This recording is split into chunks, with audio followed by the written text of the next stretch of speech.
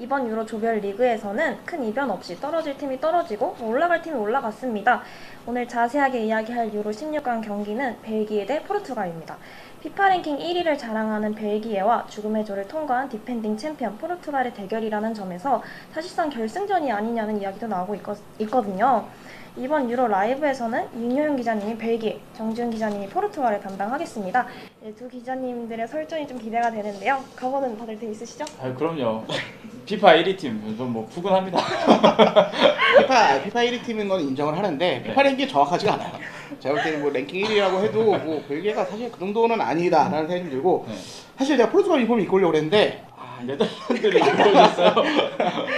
제가 사이즈가 많이 불었더라고요. 기존에 생각했던 호날두 유니폼이 하나도 맞지 않고 그래서 부랴부랴 맞는 사이즈를 입다 보니까 네덜란드를 좀 입고 왔는데 그렇다고 네덜란드 팬은 아니고 저는 대한민국의 팬이지만 어쨌든 네, 포르투갈을 저는 좀 응원을 해야 되는 입장이 됐는데 어쨌든 좀 윤효영 기자가 저보다 후배여서 좀 뭐 저를 물고 못 뚫을 수 있지만 이번에는 좀 뭐라 뭐 그런 거 있잖아요. 뭐 반말해도 되는 거 뭐라 그러죠? 반말 모드죠.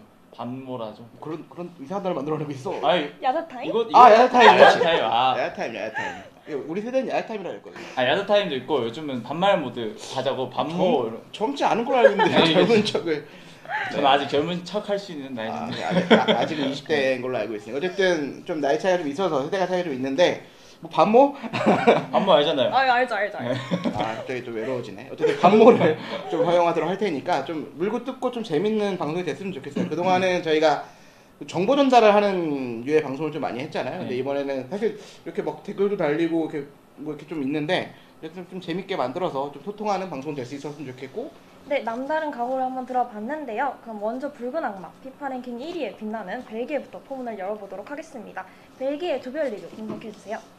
벨기에 조별리그만 보면 정말 이 팀이 이번 유로에서 가장 완벽한 모습을 좀 보인 팀이 아닌가 생각이 드는데요. 일단 3경기에서 3연승을 기록을 했죠. 굉장히 깔끔하게 16강에 진출에 성공을 했습니다.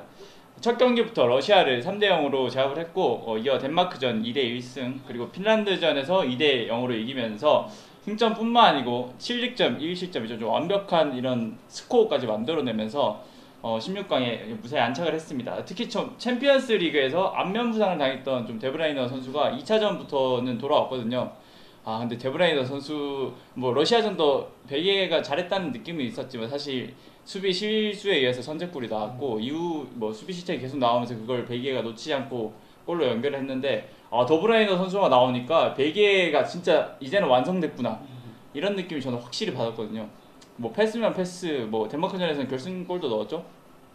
뭐 1골 2도움 딱 2경기 나오자마자 벌써 공격 포인트 3개를 기록하면서 좀 벨기에가 완전체가 지금 된 상태에서 16강에 올라왔습니다.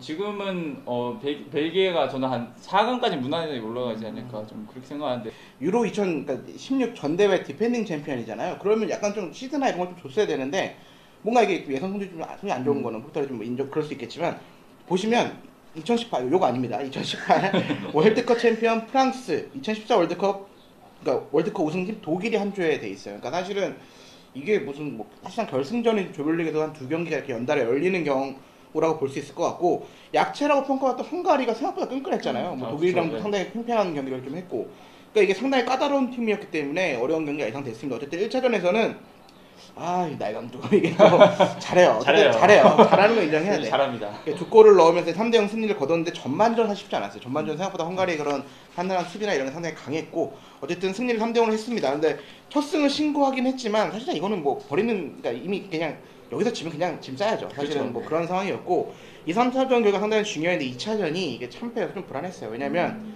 이상하게 포르투갈이 예전에도 월드컵 때도 보면 독일전 만나서 참패했던 기억 공중에서 공이 왔다 갔다 하다 골 들어가고 이런 경우가 있었거든요.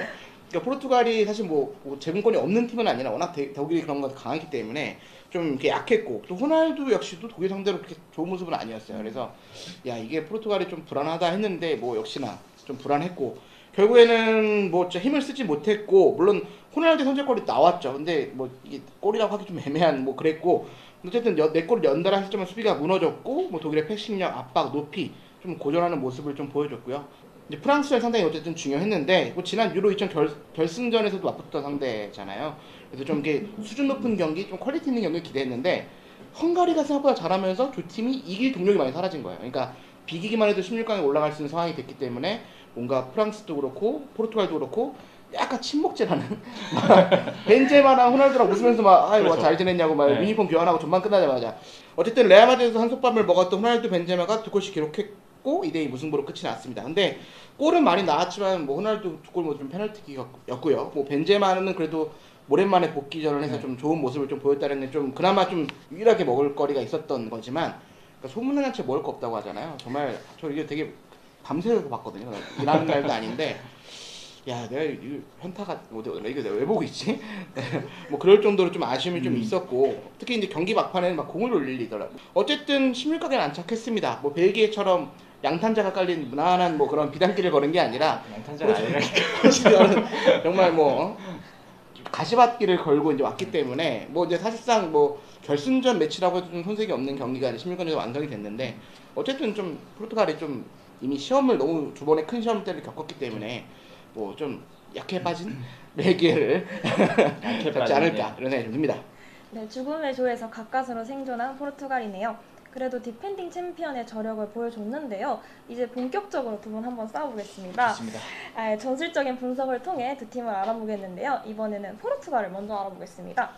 네, 포르투갈이 사실 이게 호날두의 팀 원맨 팀이다 이런 얘기 되게 많았잖아요. 유로 특히 2016에서는 호날두만 막으면 끝나는 거 아니야? 뭐 이런 얘기를 많이 들었지만 지금은 조금 많이 달라졌습니다. 그러니까 뭐 물론 이제 전 세계 축구 잘하는 사람이 있으면 보통 뭐 제2의 메시, 호날두 메시 많았잖아요. 뭐 이승우 선수도 있고 뭐 여러 선수들이 갑자기 이승우 선수가 갑자기 이승우 선수 얘기해가지고 제가 좋아해서 그래요.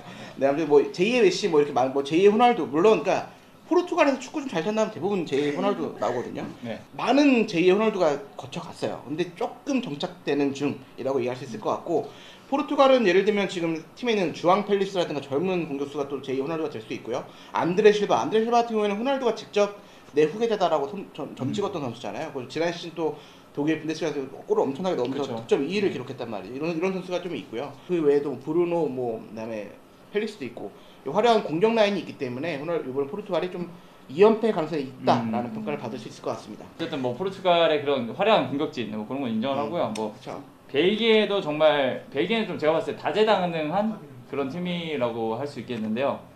마르티네스 감독이 좀 5년 동안 팀을 담당하면서 이번 대회에서도 한 경기당 거의 8명의 선수를 그렇게 로테이션 할 정도의 그런 과감한 로테이션을 좀 가동을 했었는데 그만큼 이 선수들이 다른 포지션에서 좀 잘 적응을 해주고 있다는 거죠. 뭐 2선이나 3선 이런 중앙 선수들이 굉장히 이게 스위칭 플레이가 굉장히 유기적으로 좋습니다. 저는 그래서 좀 이런 거를 벨기에의 큰 강점으로 보고 있고요. 벨기에 사실 마르티네스 입장에서는 든든할 거예요 지금. 뭐 더브라이너 왔겠다. 뭐 루카쿠 지금 잘하겠다. 뭐 센터백 라인은 뭐 수비 베테랑들이 잘해주겠다. 포르투갈은 우리가 잡고 가야지 좀 이런 생각을 하고 있을 것 같습니다. 네, 그렇습니다. 로베르토 마르티네즈 감독과 페르난도 산토스 두 감독의 지략 대결도 정말 흥미로울 것 같은데요. 이제 화려한 선수단을 한번 알아봤으니 공격진부터 자세하게 설명을 해주실까요? 네, 뭐 앞서 설명 다 해버린 것 같은데 벨기에 공격진은 뭐 루카쿠, 뭐 아자르, 뭐 많은 선수가 있지만 정말 벨기에 아까 말씀드렸다시피 2선과 3선에서 이렇게 활약하는 선수들이 사실 소속팀에서는 다 공격수로 뛰는 선수들이거든요.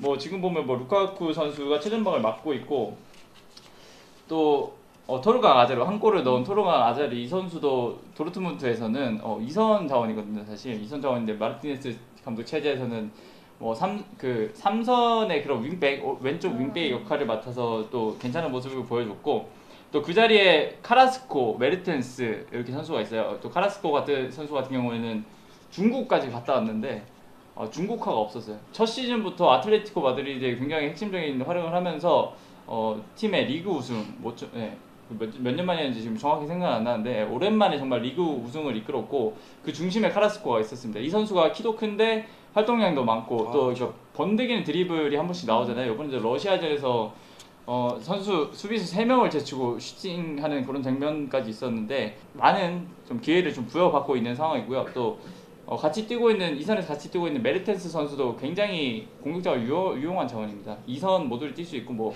윙어 그리고 소속팀 나폴리에서는 최다 득점 기록까지 가지고 있는 선수인데 이번 경기는 조금 더 조력자 같은 모습으로 팀에 좀 기여를 하고 있는 모습이고요. 네, 역시 랭킹 1위 황금세대답네요. 그러나 포르투갈의 공격진도 사실 강하잖아요. 공격진에 분류되는 유로 명단만 좀 말씀드리면 호날두, 안드레 실바, 하파 실바, 조타, 펠릭스. 그러니까 이런 분들도 활약하는 뭐 당연히 유럽인들이니까 이런 분들도 활약하는 게 당연하긴 한데 뭐 호날두는 진짜 설명이 필요한 유로의 신이라고 지금 불리고 있잖아요. 유로 뭐 최다골, 유로 뭐 5개 대회 연속 뭐 출전 뭐 여러 가지 기록들을 가지고 있는데 좀 나중에 뭐 이미 많이 설명을 할 거니까 좀 빼고 안드레 실바가 제가 시즌 독일 분데스리가에서 무려 28골 4도 아마 바추아이가 통산 프로 다 해도 28골 안 될걸요? 뭐 될 수도 있는데 뭐 빅리그로 봤을 때 안 될 것 같아요. 어쨌든 28골 4도움을 기록했는데 그러니까 뭐 말도 안 되는 스탯을 쌓은 뭐 41골을 기록한 레반도프스키가 있었으니까 네. 득점을 못한 거지. 어쨌든 득점 2위를 차지했습니다. 호날두가 또는 고립되거나 조금 부진한 모습을 보이면 언제든지 조커 카드로 투입할 수 있다라는 거. 그 자리에 이제 브루노가 나올 수도 있고 하기 때문에 여러 가지 뭐 상황들이 있으니까 뭐 좀 좋아질 것 같고요. 어쨌든 최대한 호날두 살리는 방법을 찾고 있고 조타, 호날두는 스위칭이 되게 활발합니다. 왼쪽, 뭐 중앙 왔다 갔다 하고 있고. 그럼 이제 중원을 한번 정리해보겠습니다. 저는 사실 벨기에 세계 최고의 플레이메이커 케빈 더브라이너가 있고 포르투갈에는 브루노 페르난데스가 있어서 중원이 사실 가장 기대가 되는 포지션인데요. 중원을 한번 비교해 주시겠어요? 정준 기자님이 먼저 말씀해 주세요. 네, 중원 벨기에 사실 좋거든요. 그래서 먼저 얘기하기 전에 좀 포르투갈 빨리 얘기하고 넘어가야 될 것 같은데 일단은 뭐 유로 그 명단 다시 불러드리면 무티뉴, 페르난데스, 다닐루, 카르발류, 산체스, 네베스. 근데 사실 보면 상당히 중원이 강합니다. 물론 더브라이너가 지금 딱 얼굴이 나오잖아요. 물론 저 선수 하나로 끝나긴 해요. 너무 좋은 선수인 건 인정하지만 어쨌든 포르투갈에도 중원이 강하다라는 거 말씀드리고 싶고 조별리그 1차전에서 비교적 약체잖아요. 헝가리가. 상대로 공격적인 브루노, 페라이라, 카르바르 조합을 내세웠어요. 그러니까 이 선수들이 다 약간 공격이 가능한 좀 빌드업이 가능하고 패싱력이 좋은 선수잖아요. 근데 너무 또 좋은 패싱력을 갖고 선수만 넣다 보니까 좀 의외로 손발이 좀 안 맞는 경우가 좀 있더라고요. 백전노장, 그러니까 풍부한 경험을 잘한 무티뉴 선수를 넣으면서 무티뉴 선수들한테 공의 그 소유가 좀 되더라고요. 그러니까 상대가 압박이 들어와서 좀 여유롭게 풀어주고 소유가 돼주고 최대한 좀 활동량으로 좀 수비도 그쵸, 풀어주고 굉장히, 여기에 이제 다닐루라든가 뭐 카르발리, 산체스, 네베스까지 있기 때문에 언제든지 중원 조합은 벨기에 사실 좀 예측이 좀 가능하잖아요. 물론 좋은 선수들이 워낙 많아서 플랜 A가 좋다는 얘기예요. 그쵸, 플랜 네, A가 그쵸. 좋다는 얘기인데 네. 이런 중안이 좀 막강하기 때문에 벨기에 상대로 좀 압박도 가하고 좀 활동량으로 좀 밀어붙이면 좀 승산이 있지 않을까 싶습니다. 네, 정지훈 기자님께서 중원은 확실히 포르투갈이 막강하다고 하시는데 맞나요? 이제 중원의 네임 밸류 자체는 포르투갈이 좋아요. 예.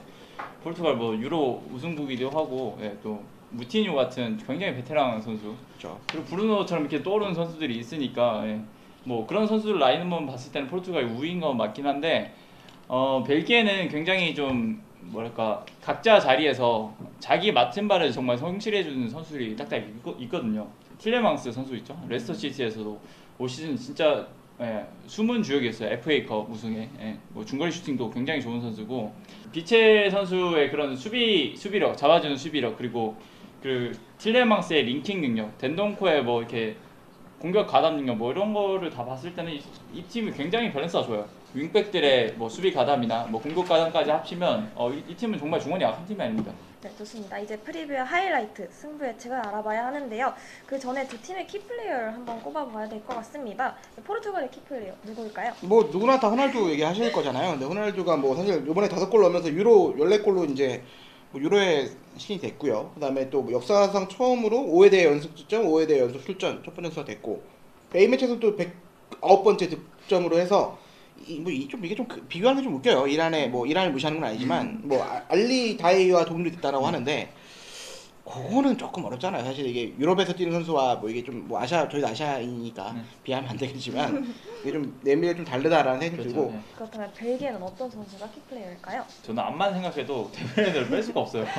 예, 뭐 벨기에가 데브레너 없이 러시아전도 잘 해냈지만 있을 때 없을 때는 정말 다른 팀이거든요. 많이 다르더라고요. 완성도가 달라요. 완성도가 다르고 복귀하자마자 1골 2도 공격에서만 굉장히 중요한 역할을 하는 선수가 아니고 활동량도 많고 중원을 그냥 중원 장악력을 높일 수 있는 선수라서 더브라이너 활약 여부에 따라서 아마 벨기에의 그런 공격 패턴이나 뭐 이런 전체적인 경기 흐름이 달라질 것 같습니다. 네, 이제 마지막으로 상대 전적을 좀 분석을 해보겠습니다.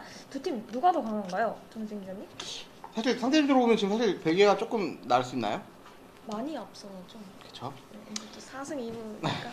근데 뭐 토너먼트에서 사실 상대 전적이 그렇게 중요한 저도 거는 그런 상관 그 얘기하고 싶었어요. 제가 그래서 일단은 벨기에 물론 좀 전적으로 봤을 때는 벨기에가 좀 뭐 최근에 좋은 건 사실인데 어쨌든 공격 2선 골키퍼 포지션 사실 조금 벨기에가 좀 앞서는 건 사실이에요. 그렇죠, 공격도 네. 루카쿠가 있고 2선도 더브라이너 때문에 하나 때문에 중원이라든가 수비 뭐 이런 포지션에서는 좀 포르투갈이 확실히 좀 앞서 있습니다. 특히 벨기에 같은 경우에는 윙백이 토르가 마자르가 원래 윙백이 물론 윙백 토포지만 네. 전혀 전문적이지 않단 말이죠. 그렇죠. 카스타뉴나 이런 선수들이 부상을 당해서 좀 낙마한 게 좀 문제고 아자르가 있는 그런 좀 측면도 조금 문제고 그러니까 나머지 포지션에서는 좀 벨기에 앞서기 때문에 아까 얘기했던 그 하프 스페이스 있잖아요. 그러니까 정말 핸더스가 가장 중요한 포지션 그 전술적으로 중요한 위치인데 요 자리에서 승부가 났을 때는 좀 더 포르투갈이 근소하게 아니라 좀 완전하게 좀 앞선다라는 생각이 듭니다. 거기서 먹어보는 먹는다고 오늘 끝나고 고기 먹으러 갈 거라서 배고프네요. 아, 예. 우승도 해본 놈이 한다. 그래서 2연패까지는 사실 험난하지만 아직 잘 모르겠으나 벨기에가 정말 강력 우승 후보로 꼽히는 건 사실이잖아요. 근데 항상 뭐 이게 뭐 포르투갈이 있는 이변은 아니지만 그래도 이변은 있어 왔고 포르투갈이 좀 승리하지 않을까 싶습니다. 이번에도 이세의 승리를 좀 예상하고 싶은 게 저는 포르투갈이 선제골을 넣을 거예요. 호날두가. PK로. 뭐 PK든 뭐든 호날두가 한 골을 넣을 거예요. 뭐 그렇게 좀 포르투갈이 그렇게 하고 이후에는 벨기에가 점점 주도권을 잡아가면서 경기를 잠식해 나가는 거죠. 그래서 아마 후반전에 2골 나와서 2대1 정도로 이기지 않을까. 데브라이너 한 골, 바추아이 한 골. 바추아이. 네, 토너먼트이기 때문에 승부가 갈릴 텐데요. 과연 어떤 기자님이 적중할 수 있을지 기대를 하면서 보도록 하겠습니다. 네, 두 기자님들뿐만 아니라 시청자분들께서도 승부 예측에 참여를 해주실 수 있는데요. 비고 라이벌 어플에서도 이벤트를 진행을 하고 있습니다. 인기 페이지에 유로 2020 배너로 들어가시면 승자 예측 이벤트에 참여하실 수 있는데요. 승자를 맞추신 분들 중 5명을 뽑아서 300다이아몬드를 드릴 예정이라고 하니 방송 종료 확인해 주시기 바랍니다. 네, 오늘 두 기자님들과 벨기에와 포르투갈의 유로 16강 경기를 알아봤습니다. 사실상 결승전이라고 불리는 경기인데 부디 재미있는 경기였으면 좋겠습니다. 앞으로도 비고 라이브를 통해 유로 프리뷰 방송으로 라이브를 진행해 보도록 할 건데요. 많은 관심 부탁드리고 이제 다음 유로 라이브는 6월 28일 월요일 저녁 7시에 돌아옵니다. 크로아티아와 스페인의 맞대결인데 사실 정말 화려한 기술 축구가 예상되는 경기이니만큼 많은 관심 부탁드리겠습니다. 그럼 그때 뵙겠습니다. 감사합니다. 네, 감사합니다. 고맙습니다.